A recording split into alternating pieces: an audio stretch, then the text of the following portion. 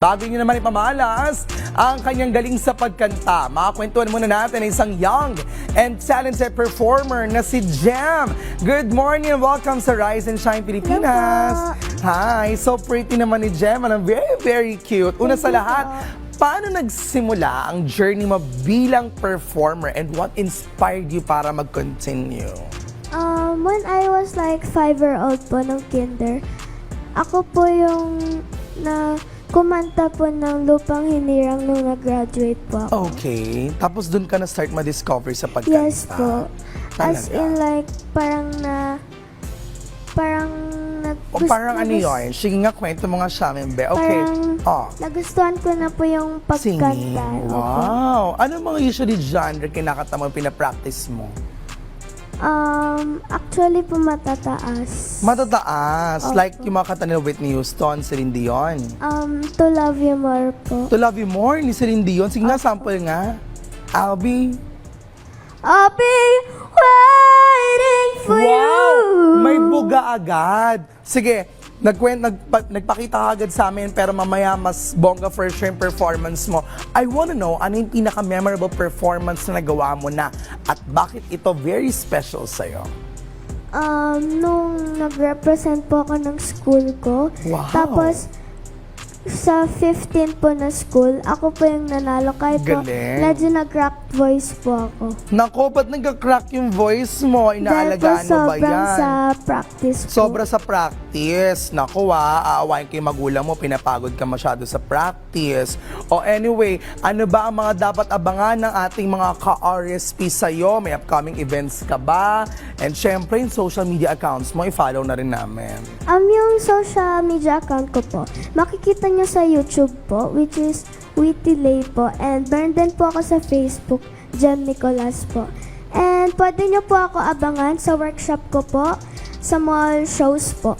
Wow, bongga. Para makita namin yan sa social media accounts mo, ipopost mo na lang. Sige, bongga yan ha. Talagang kabang-abang ang maging performance si Jem. Thank you so much ha for the interview. Ang bongga-bongga, parang tropa ko lang si Jem sa umaga eh. Parang it's like I love it. Perfect. O, diba? O, wag na tayo magchika. Kantahan na. The stage is all yours. Lejile? Lajile, Jem Nicolas.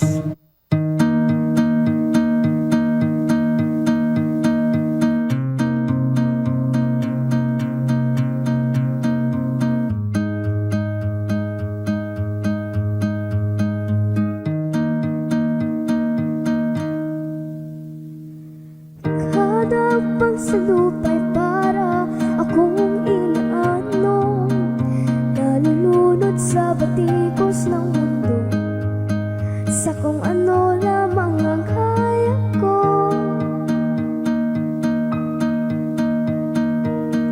Pigang-piga na nga sa mga problemang di masolusyonan agad, parang wala nang bubukas. Pwede bang umiwas? Hinhanap ang sarili, ngunit di nakakayanin sa ligaw na dinadaanan ko. Saan na to patungo? Saan ako patungo? Dahan-dahan nating simulan muli ang paghakbang. Dahan-dahan tumingin sa salamin upang makita ang ating kagandahan. Dahan-dahan iangat ang mukha upang masidayan ang payapang kalangitan. Oo, pagod ka lang. Pwede ka mag-iisa, kaya't lumaban ka at sabihin, ako naman muna.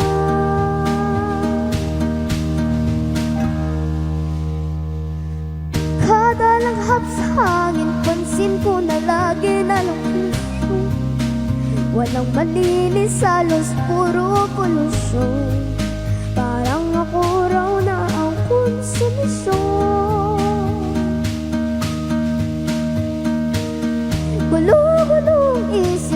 malulugan kapag nagkamali. Gratas lang ang husga, bakit perfecto ba sila?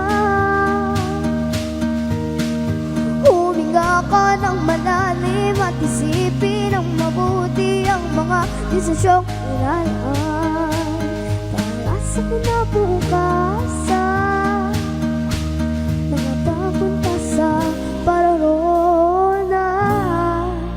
Kung nandang nating simulan muli ang paghakbang, dahan-dahang tumingin sa salamin upang makita ang ating kagandahan. Dahan-dahang ingat ang muka upang masilayan ang payapang kalangitan. Oh, pagod ka na, pero di ka nag-iisa, kaya lumaban ka at sabihin, ako naman muna.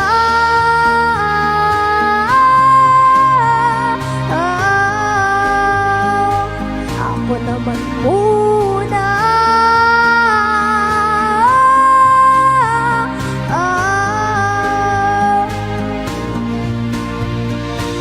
Huwag papalamon sa lungkot, huwag hayaang manong mo ang puso mo sa iba.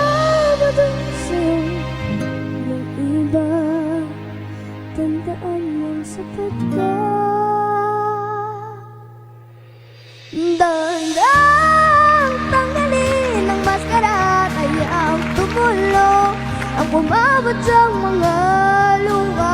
Dahan-dahang ingat ang muka upang masilayan ang mga taong ika'y pinapahalagan. Oh, pagod ka na, pero di ka mag-iisa, kaya tumaban ka at sabihin,